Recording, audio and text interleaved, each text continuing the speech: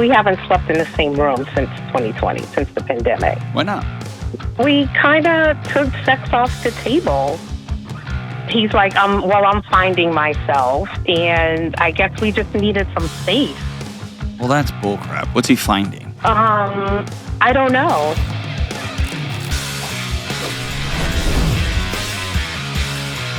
Woo! What's up? What's up? This is John with the Dr. John Delony Show. A show we're talking about your mental and emotional health, your relationships, your kids, whatever you got going on in your world. I'm here to sit with you, and we will figure out what's going on in your life and what's the next right step. In a world full of TikTok nonsense and Instagram madness, of which I admittedly am a part of, it's so hard to even know what to do anymore. And then you throw mothers-in-law, and you throw neighbors, and that one woman at church, and that guy who's like, I got it all figured out, snap into a Slim Jim. And it's just easier to sit down and turn on Netflix and pretend the day's not even happening. And here's what I want you to do. I want you to live your full life. And I want you to have peace. And I want you to have adventures. And I want you to have joy and laughter and play and like eros. I want you to have all of it. And that's what this show's about. Sitting with hurting people, figuring out the next right move. If you want to be on the show, give me a buzz at 1-844-693-3291.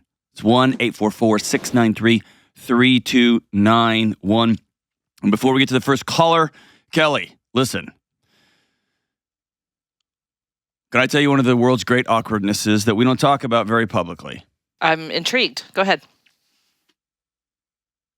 I went to do like a full blood panel this morning. I do that pretty regularly. And because of the timing and this, I'm doing a different test with Merrick, and I had to pee in a cup. And there's something strange about the woman handing me a cup and just saying, just go in there and hand it back to me. And I get not a big deal. I'm not saying it happened. I'm saying occasionally you can miss. I don't know what to do. Oh, that's life as a woman. Oh, here we go. Hey, come on. Here we go. Seriously. It's the Peeing in a cup patriarchy. is a hard thing for a woman to do. You're going to pee on your hand. No question. Well, you just ruined my day. You're the one that brought this topic up. Okay, but here's one time I was doing another test, and I had to, I guess the nice way of saying it is I had to give a stool sample. I got so wigged out by it, just totally freaked out. Not the idea of like crapping in a box, that's fine. But it's the idea of, it's the transfer. It's looking another person and handing it and saying, you know what I just did in this box. Here you go. And I didn't know how to do that without being awkward. So as my wife says, you made it infinitely more awkward. And so I sat in, they're like, hey, there's a home option or you can just go right there. And I was like, oh, for sure, home. Like, I can't go in that room and just, like, hand this to you. And so here's the deal. I just sat in my car with a bag. Inside, there was a box. And inside, there's a cha-cha in a box. And so I just held it. And I finally just walked in. And I looked that sweet nurse in the eye. And I was like, I just cha-cha'd in this box. Here you go. And she looked at me and started laughing. And I was like, I'm sorry for making that weird. And she goes, you made that weird? And I just went back. We don't talk about it enough. I don't think we're designed to... You're so brave. I just don't think we're designed to poo and pee in boxes and then hand it to other people. That's all I'm saying. I agree. It's weird. It is weird. But, be grateful that whatever you're testing for... Let's go out to Atlanta, Georgia, and talk to Dee. What's up, Dee? Hi, Dr. Delony. How's it going? I'm well. I'm not. I think I'm not great. What's up? How's it going? I got a question for you. All right, bring it. How do I move forward in a sexless and troubled marriage without negatively affecting our daughter, our adopted daughter? She's being negatively affected right this second, so you don't. Yeah. You don't move forward? No, you definitely move forward, but you don't tiptoe around this idea that the other people who are living in this house and breathing our air are going to somehow be unaffected if we can take this magic yellow brick road through this chaos. Because that sweet daughter of yours feels this troubled marriage. Right. And feels the sexless marriage and the lack of intimacy and your frustration, otherwise you wouldn't be calling. And I'm sure your partner's got some other challenges too. Like that person, your daughter is just living like with one hand and one foot on an electric fence. And so there's not a way to not affect the dynamic of the house moving forward. Y'all just have to decide, are we going to move forward? What's going on with your marriage? Well, okay. So I've been married for 19 years. And we've had our issues. If you just had quote unquote your issues, you wouldn't be calling. What's actually going on? Well, in 2000, I think it was 2018 or 19 when he was diagnosed with Asperger's. Okay. And that kind of hit the nail on the head. All the symptoms that she told us about she said those were signs of Asperger's. So he had this all his life and didn't realize it. And in 2020, we haven't slept in the same room since 2020, since the pandemic. Why not?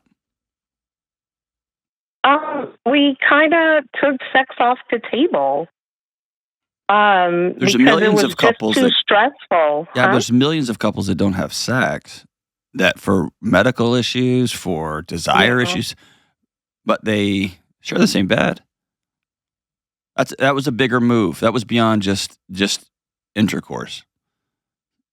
Like when y'all took sex off the table, you lost something. What was that?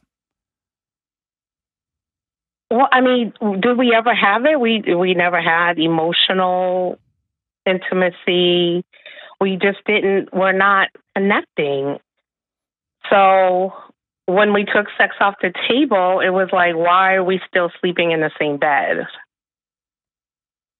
So he calls it, he's like, I'm finding myself, and I guess we just needed some space. Well, that's bullcrap. What's he finding? I don't know. He said he feels like he hasn't really lived life. He blames the church for his sexual repression. How long's he been married to you? 19 years. Okay, that's 2 decades. Yes, the church has been guilty of teaching people that sex is dirty and wrong and bad and casting a long shadow, for sure. Yeah. And 2 decades. At some point, you stop blaming and you be about healing and solving the problem. We haven't been able to move on since that. We haven't been able to solve this. Sex has just become stressful and just hard, just a chore. So let's remove sex for a second. Tell me about, you said you have never been connected or had intimacy in your marriage? Right. It's just been a hard thing to do. Sounds like sex was the breadcrumbs that was all that was there for you to be able to have any sort of nourishment. And now that that's gone, it was revealing, right? Right. Your phone's cutting out on me. I didn't hear that. Right. Okay. Right. Yes. Okay. So right now, currently, so we sleep across the hall from each other, and he's just kind of given the bare minimum. He's not really helping out with the household. He's just kind of moping around. He's not getting any help. He just seems depressed. Here's the deal, he D. doesn't want to participate. Here's the D. Listen, I want to tell you 2 important things. Number 1, okay. I also know couples who sleep in separate rooms who's has to regularly repaint the house because their sex life peels the paint off the walls. You're putting too much into that one thing. And when somebody hinges so much on a particular moment in the relationship, that's usually the straw that broke the camel's back. And underneath this, I need you to hear me super clear. You can't do anything to change him. So you calling and asking, because I know I'm not the first person you've called and just rattled off this list of things he doesn't do. He won't be a part of, he won't get healing, he won't get help, he won't go talk to somebody, and on and on and on. And my heart's broken for him. And I'm on the phone with you. Yeah. So what are you going to do? You've been doing this for 20 years. And how old's your daughter? 10. She's getting a ringside seat that this is what love and connection and marriage looks like. Right. And you have a husband that's saying, I am not interested in working on this. Or depending on the severity of his cognitive impairment, or his neurological challenges, he may not be able to. But here we are. 20 years trying. I know. And I know you're exhausted. And I gave up. Yeah, I'm tired. And I just kind of gave up, I guess. In 2020, I just gave up. Okay, it's 2024. That's 4 years. It's 4 years, and I'm still sitting here. Why? I don't know. Because I don't know. You gave up. Do. He gave up. He said, hey, I need to pause and find myself. And that sentence just makes my skin crawl, but fair enough. He needs to find himself, and you quit. And then he quit, and then you quit, and then he quit. And then nobody's moved for 4 years. And nobody's moved. What do you want your life to look like, Dee? Not this. I got that. I want to be happy. What does that mean? I don't know how to be happy. What does that mean? Because happiness is a byproduct on the way to a life well lived. Happiness is temporary, and it's never a destination. It's the journey. It's the path. I feel stuck. I feel suffocated. Okay. I feel like I can't move forward. I can't move on. I don't know. I don't know where to go. I don't have any family support, or, I don't know where to turn. I'm just stuck. Okay. I guess I just need some kind of guidance. I don't know what to do. And I don't want my daughter, it feels toxic the way we live. Yeah. I can feel it on you. I can hear it on you. Yeah, I just can't breathe when I'm just under him. Okay, but I want you to stop that language. Okay? Oh, okay. Behavior is a language. He's made it very clear he does not want to be married to you in the way that you've asked him to be married. Right. You're not underneath him. You're right next to him. Right. And so I'm asking you, what do you want? Do you work? I work, yes. What do you do for a living? I work for a local hospital. Okay. Do you have meaning and purpose in that job? 10 years. I can't hear you. Your phone's cutting out. Oh, I've been there 10 years. That's not an answer to my question. You've also been in a sexless, exhausted, completed marriage for 4 years. Right. On top of the other 16. So tell me about your job. It's kind of stressful for me. I have good days and bad days, let's say that. I just feel like I just go into everything with this anxiety and this stress, and I just have to kind of talk myself out of it. I work from home, so... Well, lead with that next time. So you have a toxic home. You have a home that's full of poisonous gas. And then you work there too.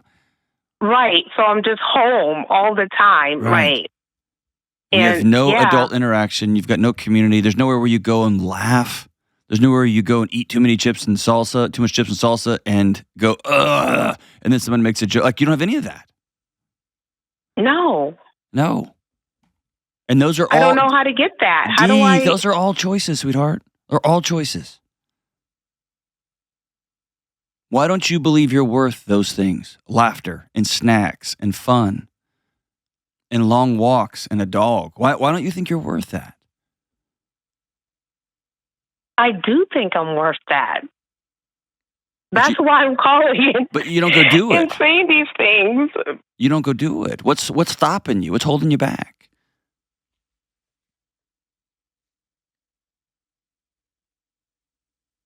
Can I tell you what I think it is? What do you think? I think it's grief. I think you've been trying to make this marriage work for so damn long. And I think you had this picture in your head that when 20 years of marriage went by, it was going to look, and more importantly, it was going to feel like something, and yours doesn't. Yeah. And grief is the gap between what we wanted to happen and what actually happened. what we want to be true and what actually is true. And you're stuck in that gap. And until you acknowledge it with honesty to yourself, your body will continue to try to solve for it. And it spins in a loop, and it spins faster and faster and faster until you just can't move. Does that ring true? That does. And how do I step out of this grief? Yeah. Well, I think you have to acknowledge that this is what is happening. Because at some point your body just hits pause. It just says, hey, all the things you're doing aren't working, and we're getting sicker, we're feeling less well, so we're just shutting the machine off. And I think that's what's happened in the last 4 years. This is why I keep asking you, what do you want? What does a picture look like? Because that ultimately becomes your roadmap out. So if you tell me, I really can't be married like this anymore, then at some point, a marriage in as much trouble as yours is in needs one partner, one of the people, one adult to sit down at a table with the other person and say, we need to decide right now, are we going to stay married or not? Because if we are, here's what must be true. And if we're not, I need you to tell me you're not able or willing to do these things. And absent that conversation, or you say, John, I will never, ever, ever divorce this man. And if that's the case, great. I honor that. Then I'm going to tell you, you got to go live your one reckless, wild life. And then you got to tell me what that means. Is that comedy shows? Is that fishing? Is that cooking classes? Is that learning Spanish? I don't know what that is for you. But there's a whole wild world out there. And you get to pick. You get to pick. Yeah, and I'm just sitting here. I don't know how to. I don't know why I'm just sitting here taking it. Instead of figuring that out, because I think that might take a long time. That might be how you grew up. That might be a combination of how you grew up and living in an unsafe marriage for a long time. It could be any number of things. But let's don't spend time trying to figure it out. Let's spend time deciding what's the next step. Okay. Is it time to go back? Is it time to go work in an office and get out of your house? Probably. Okay. Do you have a pen in front of you? I have one over here. Okay, grab a pen real quick. Okay. Let's co-create a map together, okay? Okay. I have a pen. All right, let's write down explore jobs where I go into the office. Okay. And by the way, I just went and got a blood draw, and I had to pee in a cup too. That was a whole experience. But the two women who did my blood draw and took care of me, it was early this morning. They were laughing. I was laughing. We were cutting up, making jokes at each other's expense. They brought me joy in a messy, traffic-filled whole thing. Right. You can do a lot of good for people if that's what you want to do. Okay. You want to go to med school? No. You want to go get your nurse practitioner degree? Probably. Okay. Then put that on the paper. And before the night's over, I want you to explore. I want you to Google nurse practitioner programs in your area. And I want you to write down the length of time of the program and the cost. And if you know a nurse practitioner that just graduated, I want you to call them and schedule a coffee today. Okay.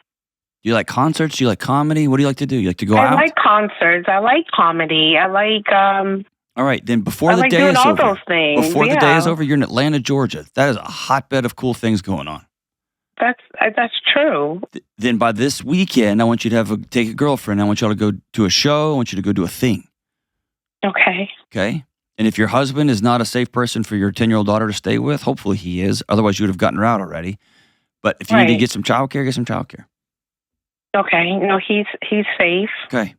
Yeah. He's safe for her. And do you see what I want you to begin to not worry about why I haven't. And just do it. The crass way to say this is I want you to start faking it till you make it. It's like going to the gym. There's lots of days I don't want to go to the gym, but I just go anyway. And then what happens is over time, I get in better shape. I get way, way stronger. I get in a better mood. And none of that was predicated on how I felt day by day by day by day. Okay. Okay? Yeah. I think you're pretty freaking amazing, Dee. Thank you. And I think your husband hasn't been well for a long time, and I hate that for him. And if he wants to call, great. But I think you have to just look him in the eye and say, I can't make you be well. And I can't make you choose to have joy and adventure and life in your one precious speck of time on earth. Okay? Yeah. And I have to let go. I have to let go of this. You have to do two things. You have to let go and backfill it. Most people let go and then they just go back to the couch and turn the TV back on. And they replace emptiness with emptiness. Mm-hmm. I want you to replace emptiness with life. And maybe, just maybe, he sees a spark in you that he hasn't seen in a while. Maybe when you tell him, hey, at 4 o'clock on Thursdays, I go see my counselor. I'd love for you to come. You don't have to. I'd love for you to come. And by the way, I'm coming back to my own bed. I'm going to sleep in the bed. If you want to go sleep somewhere, you can, but I'm going to sleep in my bed. Yeah. You get what I'm saying? I want you to start taking ownership of your home back. Okay. And if this marriage is over, if he has decided it's over, if you all decide it's over. It is. Okay. That's grief. I want you to exhale and sit in that sadness because you had a picture of what this thing was going to look like and it's not going to look like that. Your husband has left you. He's just staying in the house right now. Right. Okay. And he's not gonna tell me. He's gonna wait for me to end it. It's a pretty common thing that somebody tries to drown the relationship and then blame the other person. Or maybe his autism makes it that type of conflict virtually impossible in his body. I don't know. I don't know him. Yeah. But if you know how this plays out, you know how it plays out. And so then it's about rallying some people that will walk with you. You have to have a couple of women in your life that will walk with you that you can text 24/7 and just say, I'm not doing okay. I'm sad. I'm heartbroken. I need someone to go get chips and salsa with me. And we're going to go make this happen. Make no mistake, divorce is not good for kids. It's just not. And make no mistake, living at home as a divorced couple that still has a certificate that says we're married, and the home is tense and chaotic and rage-filled, that's not good for kids either. And so let's make the next right, scary, hard step, and let's be open and honest and have adult conversations, and you can only deal with your thoughts and your actions. And that's where we are, sweetheart. Thank you so much for the call. I'm proud of you. I hope you catch a glimpse. It's going to be a really faint light, but I hope you catch a glimpse. There's a lot in your control. There's a lot that's not, but you control the next move and the next step. Hang on the line. I'm going to send you Building a Non-Anxious Life. We'll get it mailed out to you. That's my gift to you. I want you to read it. Your daughter's 10. She's probably old enough to get most of it. And I want y'all to use that as a roadmap for moving forward. And hopefully your husband will come with you. Thanks for the call. We'll be right back. Let's talk about Organifi. Summer is crashing to a close. We've got kid stuff, work, travel, early morning, late nights. I'm moving, and I'm in a wild season where my nutrition and my routine is all chaotic and all bonkers, and I'm not being even close to as intentional as I'd like to be. And I know you're the end of your summer or you're the beginning of your school season, and it's just like mine. Even my friends who don't have kids are telling me that they feel all over the place. And it's in these times when we start slacking on taking care of ourselves that it's critical that both you and me get back into our wellness routines. And sometimes you just have to hit Control, Alt, Delete and reset your routine. I made a commitment to myself this week to reset everything, but I kept one thing consistent. Organifi is a cornerstone of my wellness routine.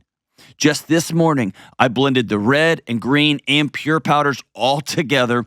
And in a bit, I'm going to nail some happy drops. And tonight, I'm going to be back on my sleep routine with Harmony and Gold Juice all blended together. And I'm going to drink them right before I go to bed. All day today, Organifi will be helping me with energy and gut health. And tonight's going to be helping me with my sleep. And all day, thank God, it's going to help me with my mood. And it can help you. I take Organifi every single day. And my friends and family are always stealing my Organifi stuff. It's the best of the best. And if it's good enough for me and my friends and my family, it's worth you giving it a shot. Go to Organifi.com/Delony. That's ORGANIFI.com/Delony, or use promo code Delony at checkout. That's Organifi.com/Delony, and they're going to hook you up with 20% off everything in the store. All of it. Invest in yourself and reset your wellness routine with Organifi. All right, let's go to Frisco, Texas, and talk to TIM. What's up, Tim? Hey, man, what's going on? Just rocking on to the break of dawn, brother. What are you up to? Oh, if I was any better, I'd be John Delony. Dude, that's a low bar, man. That's a low bar. What's up? Hey, so my wife and I recently had our one of our kids move back in with us. Okay. It's not normal. He's married. He and his wife are expecting in just a couple of months, and so it's not a typical move-in. Man, I can counsel a bunch of people, but looking in that mirror. Oh, dude. Yeah. Man, there's a reason I pay a lot of money to my therapist. Yeah, absolutely. Yeah. So here's the bottom line is we want to set a hard, fast stop date to let them, he lost his job. That's why they moved back in. So we need a hard, fast stop date. And I've told people this over and over. You got to stick to your guns. You got to stick to your guns. But brother, when I'm looking at my 24-year-old son and his pregnant wife, it's a completely different ball game. Yeah. And it's like, and I also look and say, how could I have been so arrogant? That's it right there. That's what you're struggling with. Yeah. The son part is easy. It's the, what did I do wrong? Right. And that's the part you got to release and let go. Because let's say you did do something wrong, which, by the way, all parents, none of us are perfect. I don't think you did anything wrong, but maybe you did. There's literally zero we can do about that by spinning on that and ruminating it. The only thing we can do is the next right thing. Right. And so something about your 24-year-old coming home to save money in this wild housing market, Frisco real estate's bananas, all of DFW's at bananas. Having hey, you come home for 6 months, y'all save some money up so y'all can get a rental house or put a down payment down on a house, whatever. That's not weird. There's something else here. Is he not looking for a job? Is he lazy? Like what in your guts, what's the problem? That's a great question. So he has a part-time job. Why? He makes like $20 an hour. Yeah, why does he have a part-time job? He says that he can't find anything full-time. And he and I get frustrated whenever I talk to him about work, because when I was his age and a newlywed, I was working 3 or 4 jobs to make ends meet, and he does not like that, doesn't want to talk about it. So I have a good friend of mine that's a Catholic deacon that I'm one of the super, super close. So I'm having him kind of run interference here and talk to him about his finances, talk to him about the job thing. And so finally last night we met, and he texted me today and said, hey, when he was at work, texted me today and said, hey, so-and-so, I can possibly get a job here. So now he's looking at working 2 part-time jobs, but he does sleep in till, truth be told, a lot of times he'll sleep in till 11, 12 o'clock, not on the weekends, because he doesn't have to be at his job at a particular time. And yeah, I can't do that, man. Yeah. Because I didn't raise him this way. I know you didn't. You got to let that go, Tim. Okay? I think you're a good dad. I appreciate that. What's his wife say? His wife wants to get him out of the house early in the morning and has a hard time getting him out of bed and all that jazz. And, he struggles with depression. Yeah. His brain doesn't produce serotonin, so he takes a pill for that. And so I get that. I'm trying to give a little grace there, but again, to draw a hard, fast line And how would I enforce that? Hey, you got to be out by the end of January. That should be long enough for you to work hard. And if there's not, and then forgive the ramble, but if there's not a deadline, there's no urgency. Absolutely not. And beyond that, I think the serotonin hypothesis has actually been debunked. And now many places are going to the frontline challenge. You know what the frontline response is across many professionals, and even a couple of countries have gone there, is movement, exercise. You have to get up and you have to go move. And it's a loop. I don't move, I don't do anything. The body kind of shuts stuff down, and then we stay here, and then it compounds, and there's a baby coming, there's a wife saying, hey, and there's a dad saying, hey, and it just loops, and that loop gets tighter and tighter, and it gets heavier and heavier, and we just don't do anything. As my friend Henry Cloud says, and by the way, for people listening to this, it sounds completely lacking in compassion, and it's the opposite. I've just worked with these young people of this age group my whole career. Henry Cloud, I love the way he says, Dr. Cloud says, what someone in this situation is in desperate need of is some problems. Yeah. Because at the end of the day, 100%. He knows. And you and are you still married?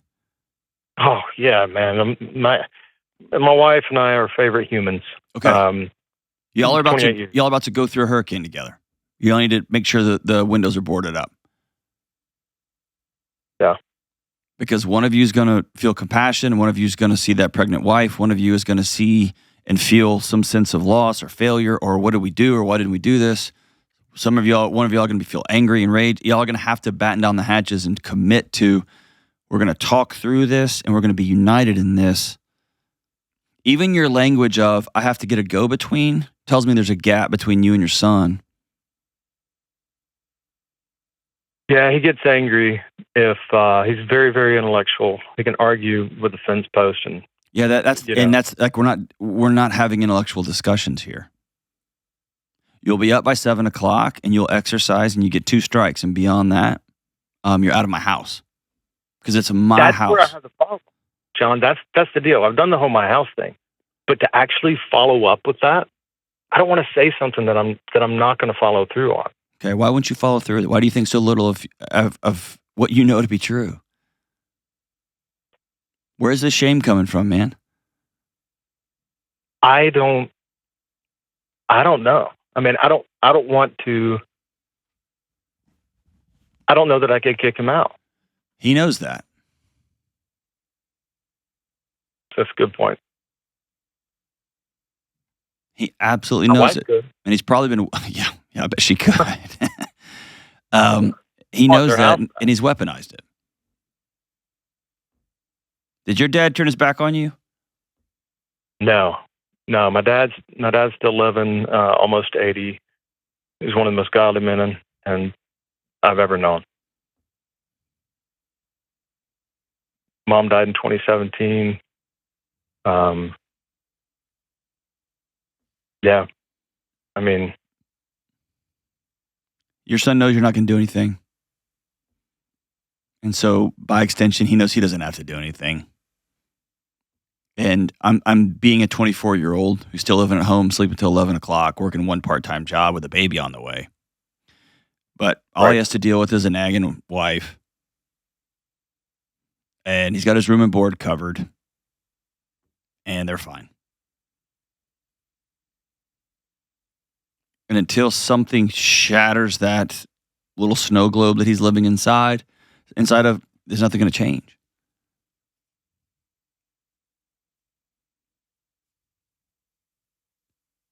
And I'm not telling you what to do, but I mean, the way you've lined it out, you know.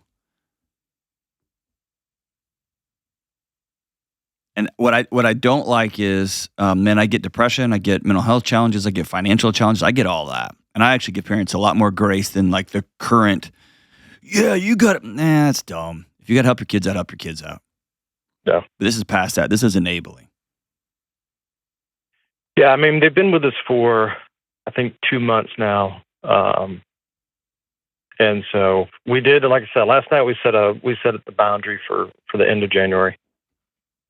And basically you're basically saying that that is the right thing to do, but then we have to follow through on that.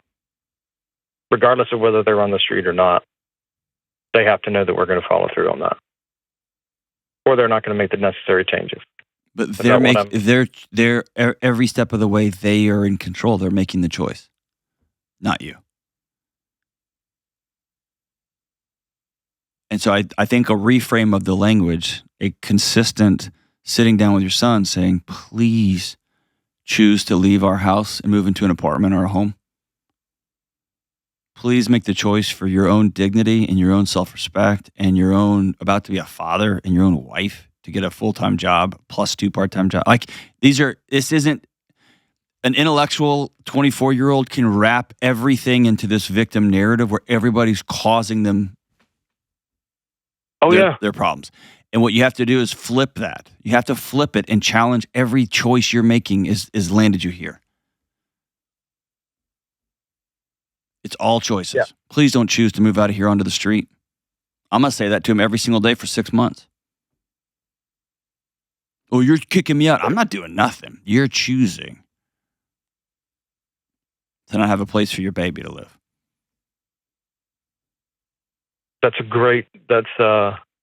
I really appreciate that because that conversation has happened where he's like, so, literally he said, what's the consequence? If we don't get the money saved for down payment or apartment or whatever, what's the consequence? What's going to happen? And I'm like, dude, I did not do the your choice thing, and I will from now on. That's a much better way to phrase it. But I'm like, dude, I don't know, but you've got to get out of here. You've got to. But I think you're right. I mean, he knows that I don't want to follow through on it. And I think it's fair to say, man to man, 24 years old, where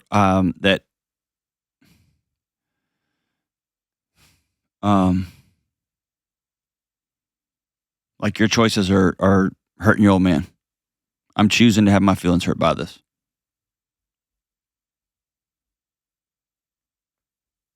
Yeah. But we're going to do the next right thing.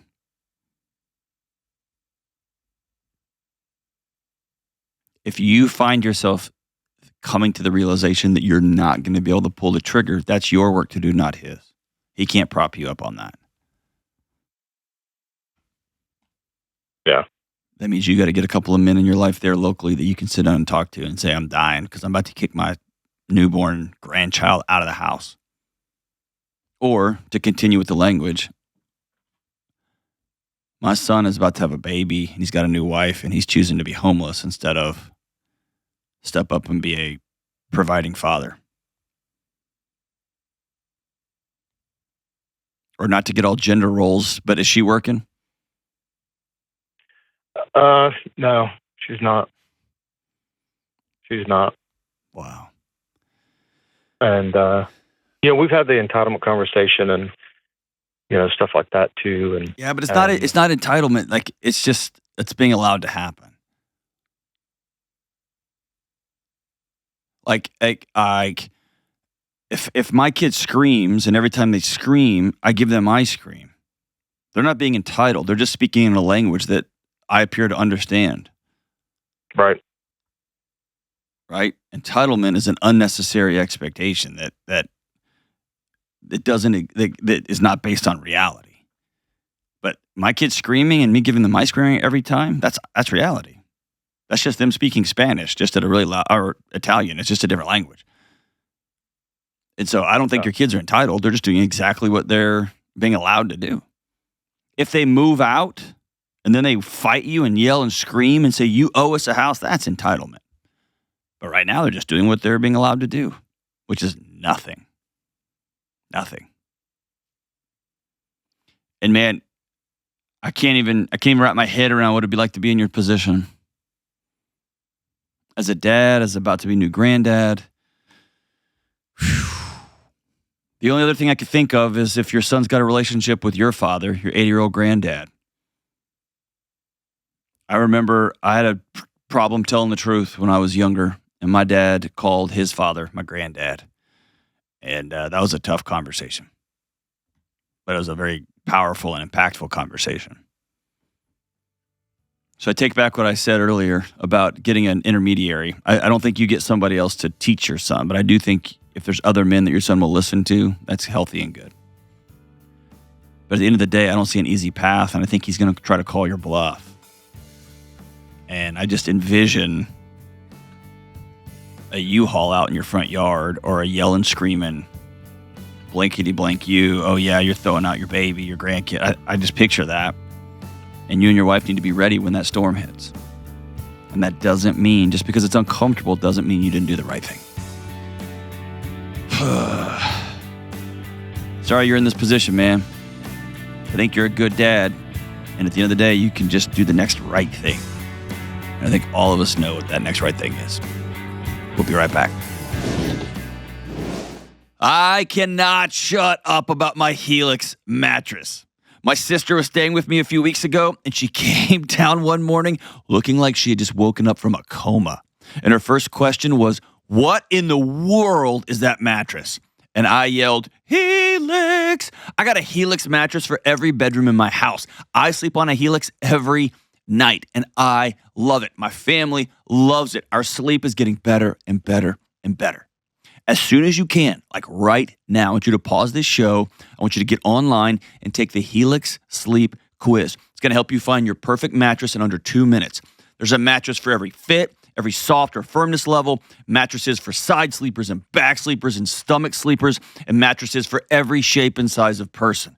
They also have a bunch of different mattresses at different price points, so wherever you happen to be financially, there's a mattress for you.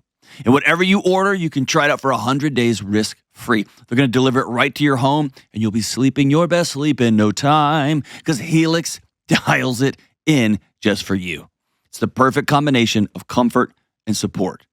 And finally, the Labor Day sale is here. You get up to 25% off your mattress order plus 2 free pillows. And when you buy Helix, make sure you tell them that you are a Dr. John Delony Show listener. Go to helixsleep.com/Delony. That's Helix, Helix. helixsleep.com/Delony. This is an amazing offer. It's not going to last long. With Helix, better sleep starts right now. All right, let's go out to H-Town, home of the first place Astros, and talk to Mel. Hey, Mel, what's up? Hey, what's up? What's up? What's going on? So basically, I've written down this. I'm opening my diary up right now. Okay. I have a question and then a few bullet points I've written down. Okay, go for it. So, how do I get over my boyfriend watching porn behind my back while I did it too? I feel anger, resentment, and bitterness. I feel like I'm going to end up with someone just like my dad, and I'm afraid of the generational curse continuing. Man, there's a lot of questions in that little thing. Yeah. So how do you get over your boyfriend watching pornography while you were secretly doing it too? Yes. I don't know. It's something you get over. I think it's something you get through. Yeah. Like, did he get in trouble? Did you get onto him? Like, was there a big blow up? What happened? Basically, I blew up on him, and I feel really bad that I did it because knowing that I did it too. Yeah, I know. Catching him exposed your lie. Why'd you take that out on him? I don't know. I guess it's always started with like the overthinking, like, oh, maybe he's just another guy. Maybe he's just like the rest of them. Maybe he's not who he says he is. No, that's you talking to you, Mel. Yeah. And then, that's what I realized. Like I'm not who I project out into the world. Yeah, that's my whole dilemma right now. Just like, how do I? It's not a dilemma. It's not a dilemma. You know, there's a simple way to heal this. You know what it is? Yeah. Turn all the lights on. Mm-hmm. All of them. Yep. And anything other than that is academic gymnastics. It's just linguistic, like rigmarole. You're just wasting your time and energy. Because you're going to move on to somebody else, and you're going to be deceptive, and you're going to hide things way bigger than pornography. They're going to feel that gap. They're going to be deceptive, and then you're going to just start the loop-de-loop. That's the generational curse. You want to change a generational curse? You decide, this ends with me, and B, you turn the lights on. Yeah. I want to. I want to do that. Yeah. No, you don't. You want to. Because if you wanted to, you'd just do it. Mm-hmm. Why wouldn't you just do it? Why don't you think you're worth living in the light? I don't know. I guess I'm like scared and stuff. Of mostly. what? Losing your boyfriend? You're going to lose him anyway. Yeah, basically. You know what I mean? Yeah, like I'm like at the same time, like, oh, I know what I got to do, and I just don't do it. Text him right now. We have to talk. Yeah. No, like seriously, put me on speakerphone and then text him right now. We have to talk. Actually? Yep. Okay, he's supposed to be here later on anyway, so. Okay, text him. When you get here, we need to have a hard conversation. I'll wait. Yeah, I'm literally texting him as we. You're texting him right now? Yep. Okay.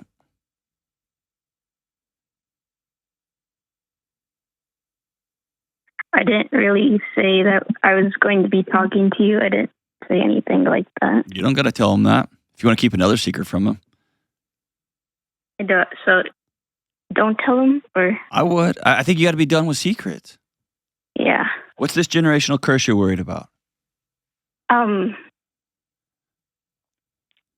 I come from, I guess, I have a lot of like broken families that just keeps going on and on and on, and it's always the woman. Either every woman in my life gets cheated on in some way or another, or some sort of deceptions going on, and it sort of just breaks up families. Okay. So you're walking down a road towards something that feels right and looks right, which is a romantic relationship, and you're just looking at wrecked cars and littered bodies on the side of this road, right? Yeah. Here's the only thing you can do. Is make a choice to be completely vulnerable, completely open, and stop hedging and hiding. Okay. That's it. Because here's what happens. Here's how these self-fulfilling prophecies, these quote-unquote legacies, get created. You see grandma got cheated on a bunch. You see your mom got cheated on a bunch. You see your aunt got cheated on a bunch. You see your older sister got cheated on a bunch. And so what do? You do the smart thing, which is you start dating somebody and you only give them 75% because you got 25% you got to protect. Yeah. Because that's what got to be yours, because you can't afford to get that one hurt, and every other woman in your life gets hurt. And so then you see somebody, and let's say this guy's a great, wonderful guy, but he knows, he can feel it. He doesn't have all of you. Yeah. And then he begins to wonder, what is it about me? Why won't she open up? Why won't she fully tell me the truth? Why can't we fully connect here? And you go in a loop and a loop and a loop, and then somebody at work texts him and says, hey, can you come by and help me with something? Cool, yeah. You get what I'm saying? Yeah.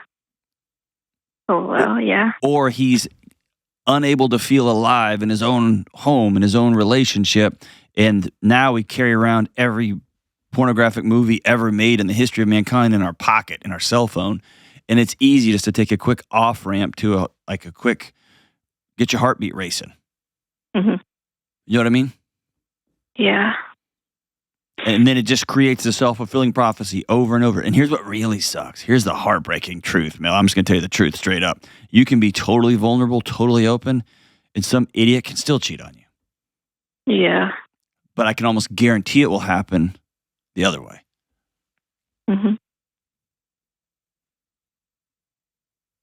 And so you have to live life with the lights on. I don't keep secrets. You want to change your family tree? I don't keep secrets. I only date men who are people of integrity, period. Okay. I don't date guys who are already married. I don't date guys who are seeing somebody else. I date men, and I'd rather be by myself with character and integrity and hanging out with my girlfriends than being with somebody who just lies to me all the time. I'm worth that. Okay. But that, Mel, starts with you deciding, I'm not going to lie. And so when your boyfriend comes over, I want you to look at him and say, I did not tell you the truth, and I put you through hell, and I'm sorry. I was ashamed. Now, are you going to stay with this dude, or y'all breaking up? What's the deal? I guess back when I found out everything, and then along with some other things he was lying about, I was What was he lying about? He was lying about, I guess, well, not I guess. He did in fact in the past when I asked him about when we first started dating about his sexual history with other partners, he had said he had only been with one girl back in high school, but it turns out he had actually been with 6 different women. Okay. And he met through I guess online dating sites, just hookups that didn't really mean anything, and that was it. They didn't mean anything to him, but they meant something to you. Yes. I'm not worried about the number. I don't care about the number. I care that he looked you in the eye and lied to your face. Mm-hmm.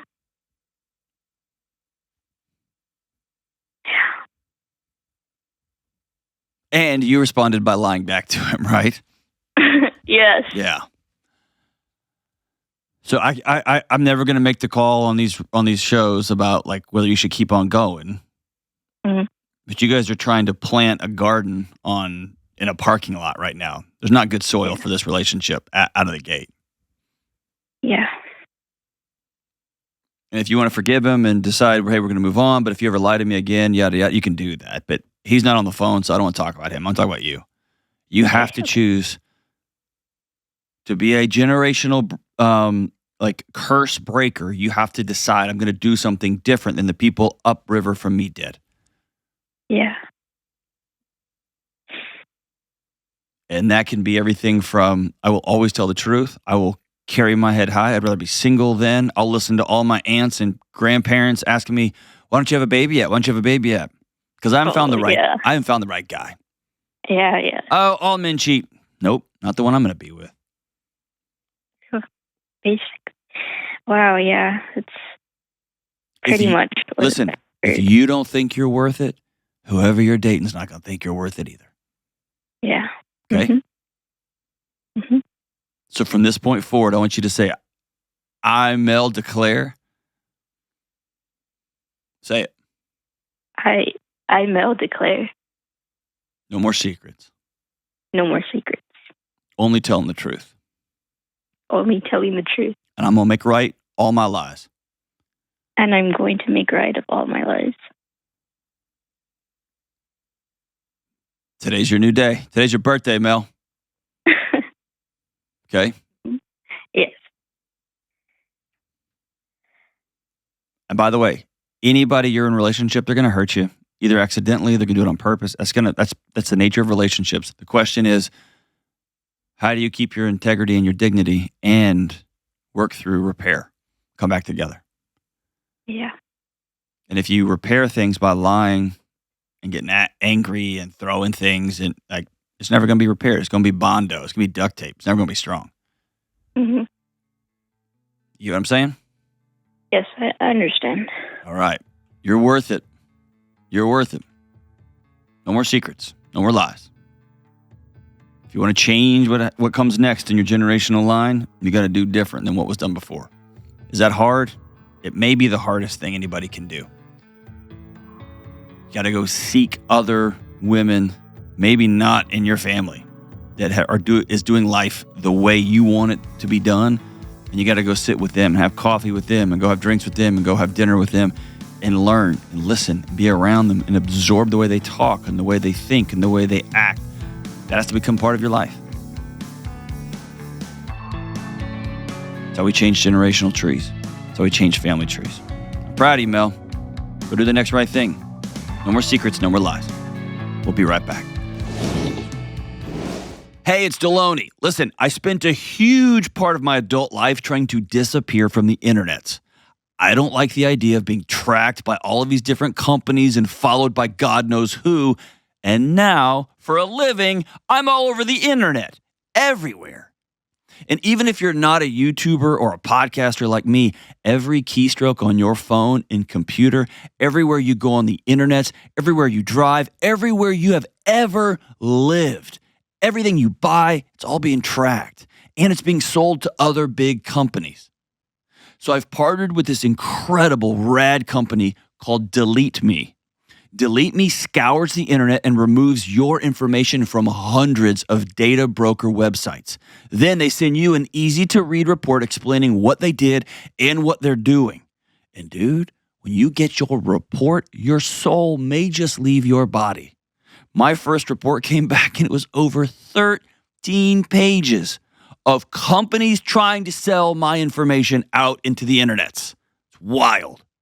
The info Delete Me removes includes your name, your age, your address, past addresses, marital status, relatives, occupation, social media accounts, property values, photos, and email addresses that would take you hours to delete yourself. And Delete Me offers protection for me and my wife based on our specific online footprint. And for an old soul like me, I'm finally getting some peace about what's out there in this alt-reality internet's digital world.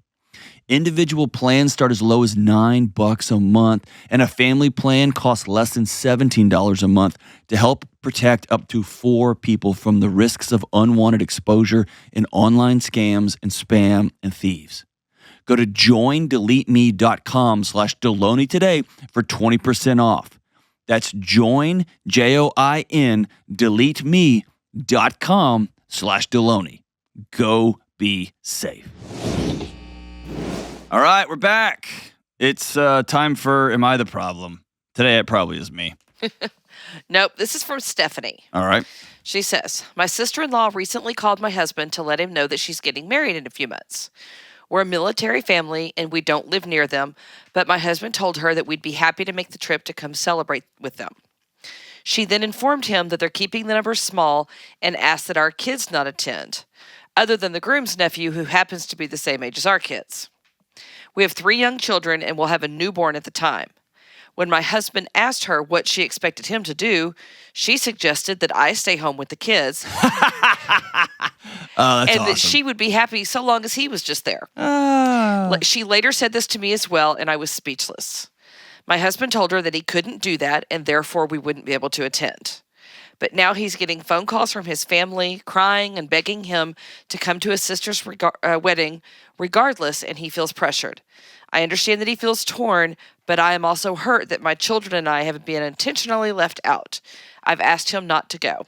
Am I the problem? Jeez. Yes, and. It's yes, and. Everybody's the problem here except husband. Yeah, there is no winner in this one. None. Everybody's a loser. Which is why I handed it to you. Everybody's a loser. Oh, man. So have a small wedding if you want. That's cool. Invite somebody and say you can't bring any of your family, especially your newborn. Cool.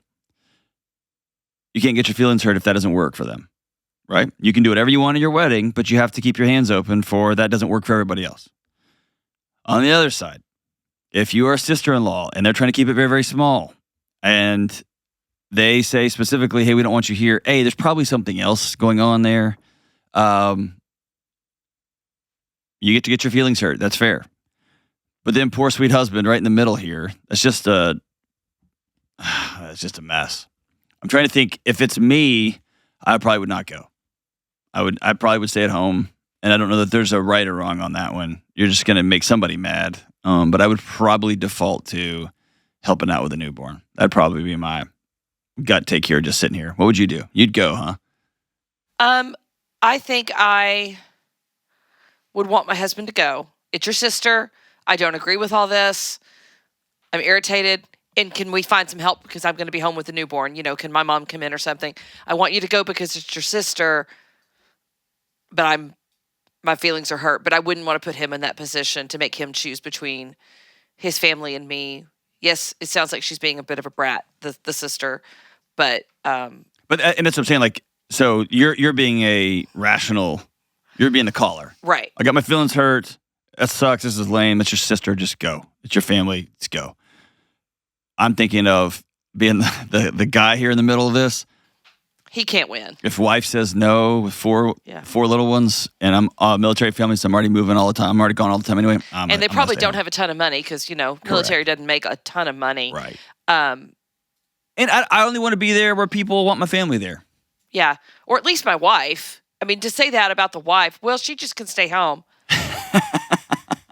Heck, I mean, I understand if she says, I understand if y'all can't make it. This is what we've decided to do. Great. That's fantastic. And there's layers to this. So for that to be said, there's some tension there between sister and wife that already exists.